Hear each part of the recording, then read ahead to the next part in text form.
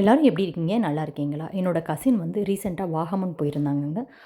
அவங்களோட ரியல் எக்ஸ்பீரியன்ஸ ஒரு கதையாவே சொல்லியிருக்காங்க. கதை கேட்கறதுனால எல்லாத்துக்கும் ரொம்ப பிடிக்கும்ல. அதனால தொடர்ந்து இந்த வீடியோவ பார்த்து உங்களோட ஆதரவ குடுங்க.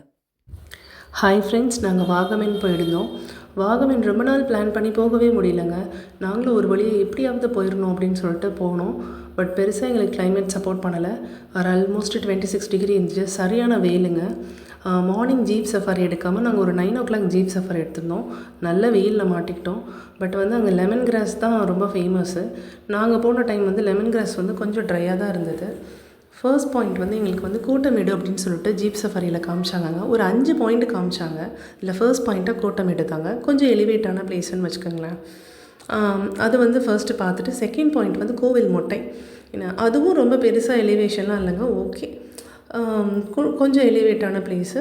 அது சுற்றி பார்க்குறப்ப நல்லா இருந்தது. அதில் வந்து ஒரு வாட்டர் ஏரியா காமிச்சாங்க. அது என்னென்னு பார்த்திங்கன்னா இடுக்கி டேமோட பேக் சைடாங்க. இங்கேருந்து பார்க்குறப்ப அந்த இடுக்கி டேமோட பேக் சைடு தான் அந்த வாட்டர் கேட்ச்மெண்ட் ஏரியா அப்படின்னு சொல்லி காமிச்சாங்க. இதுவும் நல்லா தாங்க இருந்தது. வாகமன் வந்து நம்ம வந்து என்ன நினைக்கிறோம் அப்படின்னா ரொம்ப சில்லுன்னு இருக்கும் அப்படின்னு தாங்க நாங்கள் எக்ஸ்பெக்ட் பண்ணி போனோம். ஆனால் அப்படிலாம் இல்லைங்க. தேர்ட் பாயிண்ட் வந்து சூசைட் பாயிண்ட்டு. இது மட்டும்தாங்க க்ரீனரியாக இருந்தது. நல்ல க்ரீனரியாக இருந்தது. ரொம்ப டீப் வேலிங்க, பயங்கர ஆழங்க. என்னை பார்க்கவே ரொம்ப மெஸ்மரைசிங்காக இருந்துச்சுன்னு வச்சுக்கோங்களேன்.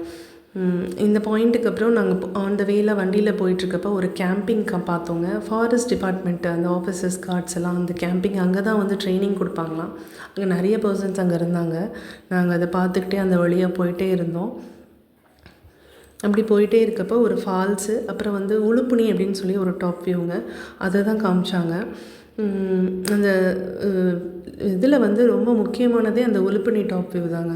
அந்த உளுப்பினி டாப் வியூ வந்து ரொம்ப டாப்புன்னு வச்சுக்கோங்களேன். ஜீப்பில் போகிறப்ப ரொம்பவே த்ரில்லாக இருந்தது. அது வந்து எப்படி சொல்கிறதுனா full and full lemon grass தாங்க.